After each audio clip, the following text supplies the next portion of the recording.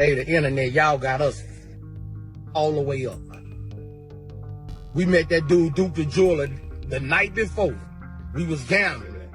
The next day, dude followed us to the concert. When we left out the concert, we under the garage, dude went to his car by himself and walked down to the parking lot. That's when somebody tried to kill him. Is that a jeweler named Duke recently got killed. And the story's really messed up. So I want you to talk about what happened. On the plush table, Crimson Street dice danced as if they were in a mafia movie. Of the two men, only one would go with air in his chest, yet they both smirked. The jeweler Duke didn't leave pleasantly. No money. On you. Among hunters, he checked out of this planet. The dark cloud of mob connections is rapidly accumulating. The feds are in a tight spot. Duke was not like other victims. And he knew it too, back on the streets. This almost immediately followed his departure from Boosie's dice game.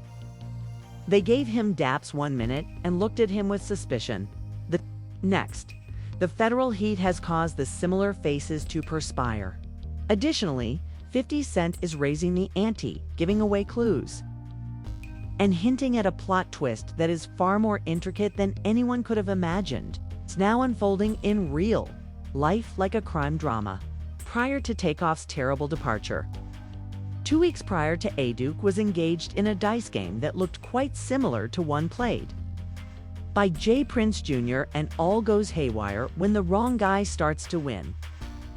Mob Tie's closest circle is currently under close scrutiny. Boosie Lil Camino skated past J. Prince Jr. once. Initially, they were silent. Today, it is regarded as official documents. However, how did this situation arise? This is why we should go back in time. This appeared to be a chill the dice game, might have been a ruse from the beginning. It appeared as though Duke the Jeweler was living the dream. He was born in Chicago, self-made, and created his enterprise from the ground up. Moreover, he wasn't merely shackling arbitrary people who were vying for control. This man wasn't simply creating glitzy content for social media. He was creating pricey items for real power players in the major leagues. He wasn't only in Houston to brag about himself. That was talking about money in a serious way. There are rumors that Boosie received a custom project. Duke packed his $1 million Louis bag and left with the best pieces of pure Aishi for that reason. It had never occurred to him that the business meeting may be a covert ruse. Let's focus on that game of dice. If you trust the audio that whack. 100 release stand. This is from someone with a lot of connections on the street. Wasn't your normal night of gambling. That was well planned. There are rumors circulating that J. Prince Jr. may be responsible for what some have dubbed a loaded dice operation. Next is the mind-blowing part. Every one of the 3 names is the same. Big Capri, Little Cam, and Wolf. They move those dice in a cadence too flawless to ignore, like a practice performance. The problem is, that house never loses unless the entire plot falls apart and someone breaks the loop.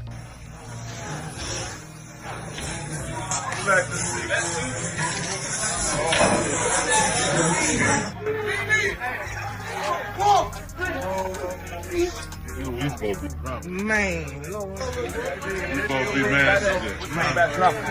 Oh, you oh, good. That nigga gonna have $1,000 out there. There was obviously a mistake. Due to the wax leak, it seems that Duke was handed dice that weren't intended for him.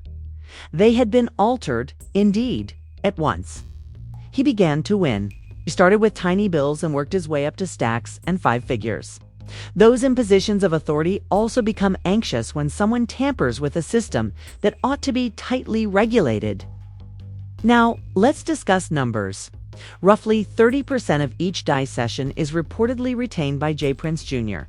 So it wasn't just bad timing when Duke started to rake it in.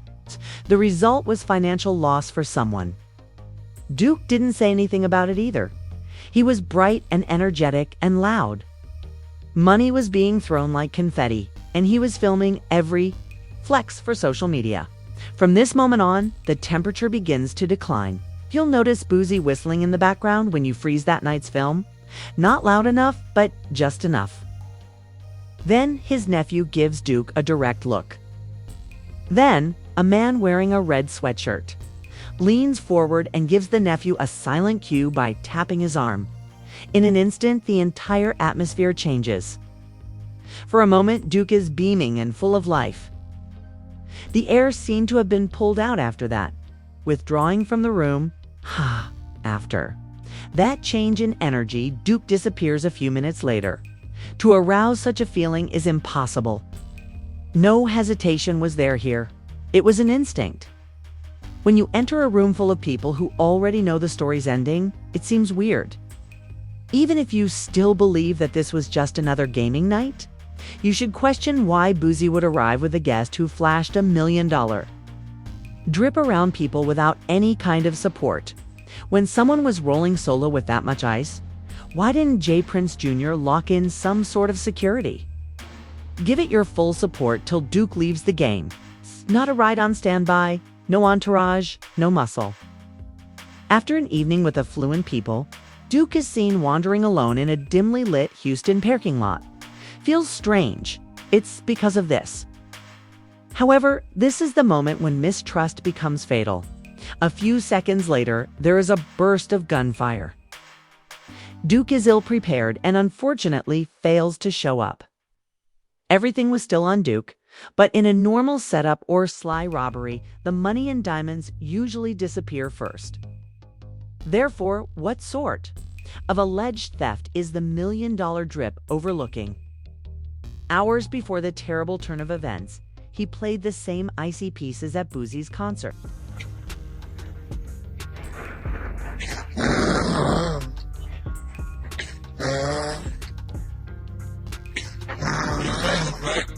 Went through a hard time, but never gave up. I stayed tough, even when I got my chain stuck.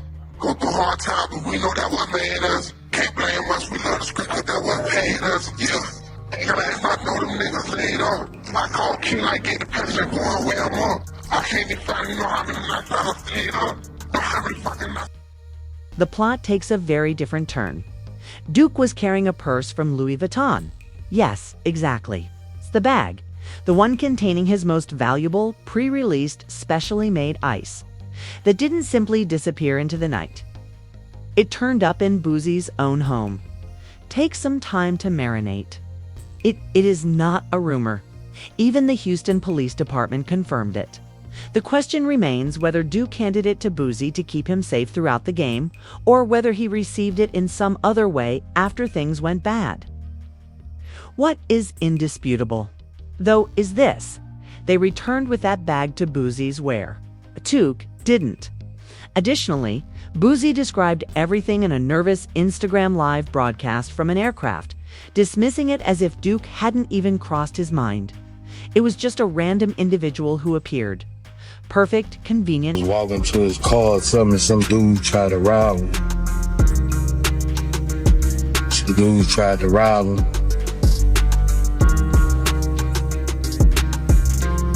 See, some dudes had tried to rob me and walked off by himself, man.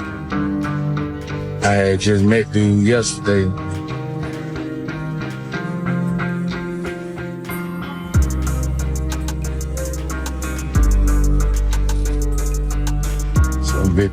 They try to rob dude, man. Dude must ain't get up. Folks from Flight Zach, we're number 2 to departure. Flight attendants, please clear the cabin. Just met dude. Oh wait, was it Boosie who said Duke was to make him a unique piece?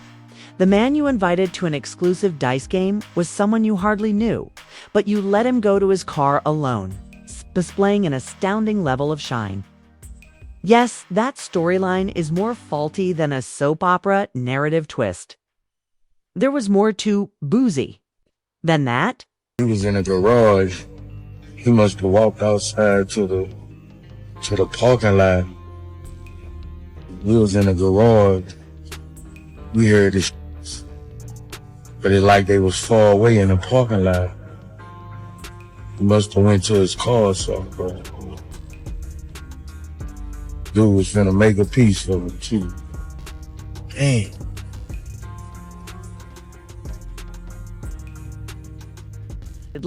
He wasn't exactly supplying harmless energy. One could not ignore the frenetic mood and the pallid face. Hold on tight if you believed that was the most dramatic part of the story. The situation only gets worse, because authorities were already investigating Boosie for a different set of dubious actions.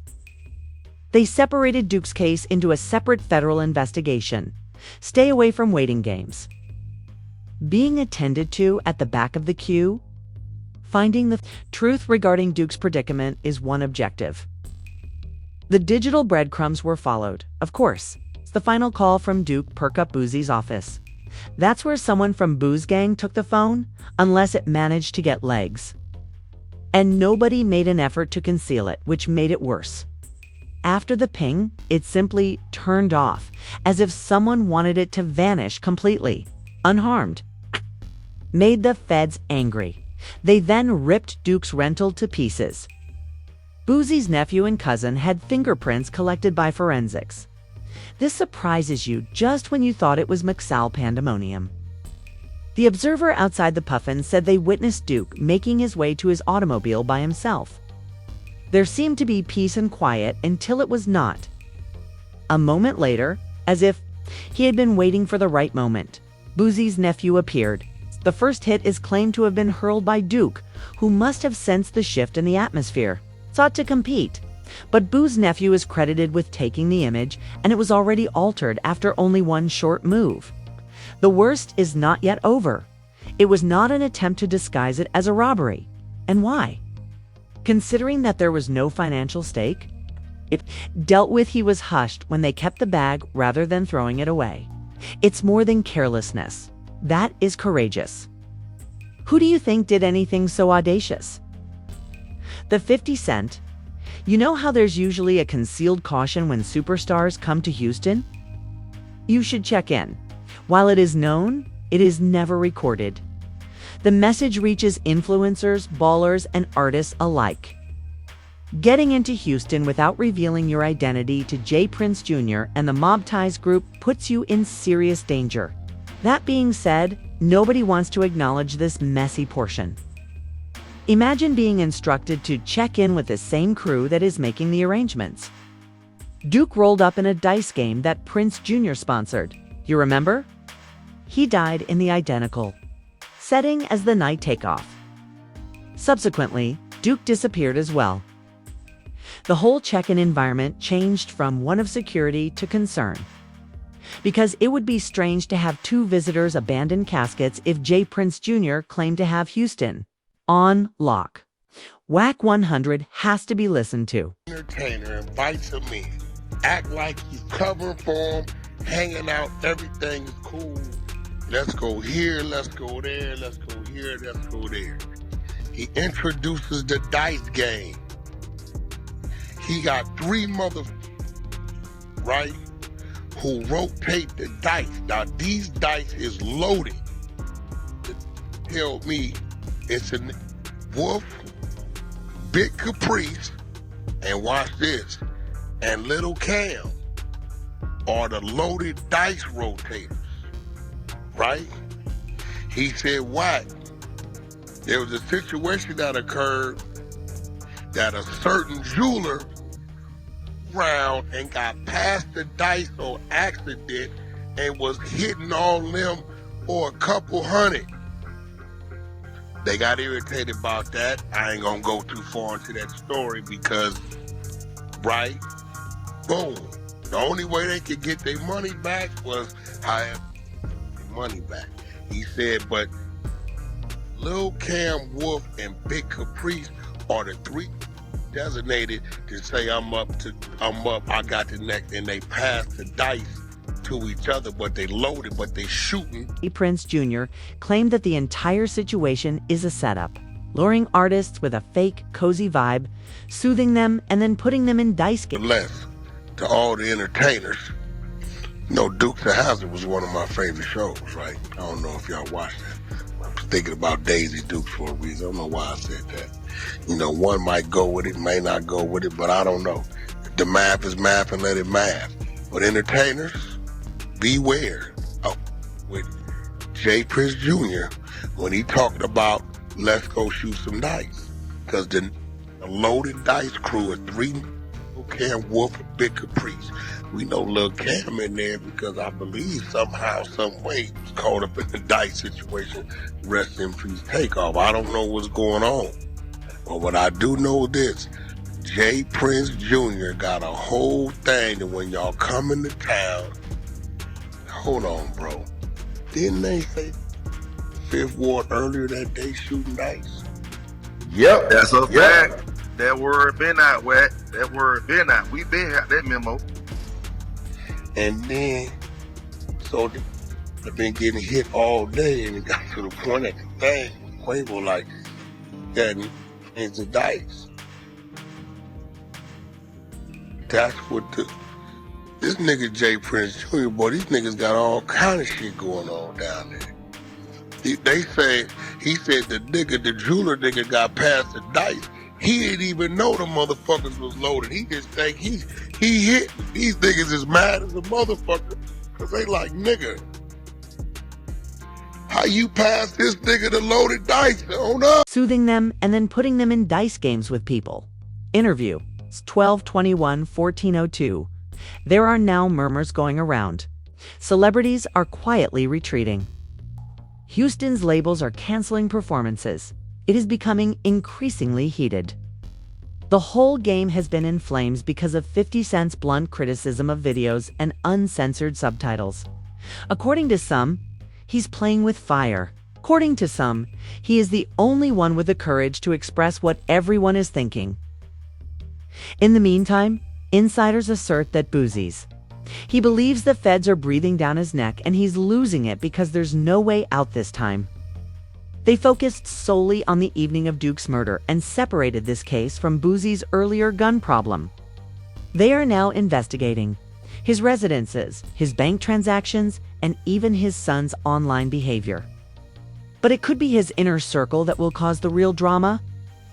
Someone claimed that Boosie's fiancée told them that he returned inside that evening and appeared to be, "You're definitely concealing something." However, Boosie continues to act as though he is inexperienced and unworthy of a prize. Then he continues to twist the same words as if we've heard them 100 times already. The genuine teeth are now being discussed in whispers. Boosie falls. With whom is he going? In all honesty, Boosie is not a single performer. The chaos is centered on his nephew. His cousin's name is in the midst of all this. He is also connected to Prince Jr. Jay, who has already faced criticism following Takeoff's regrettable departure. The whole thing appears random. Additionally, it appears that all of the threads come back to the same circle. Wait though, because it will get hotter.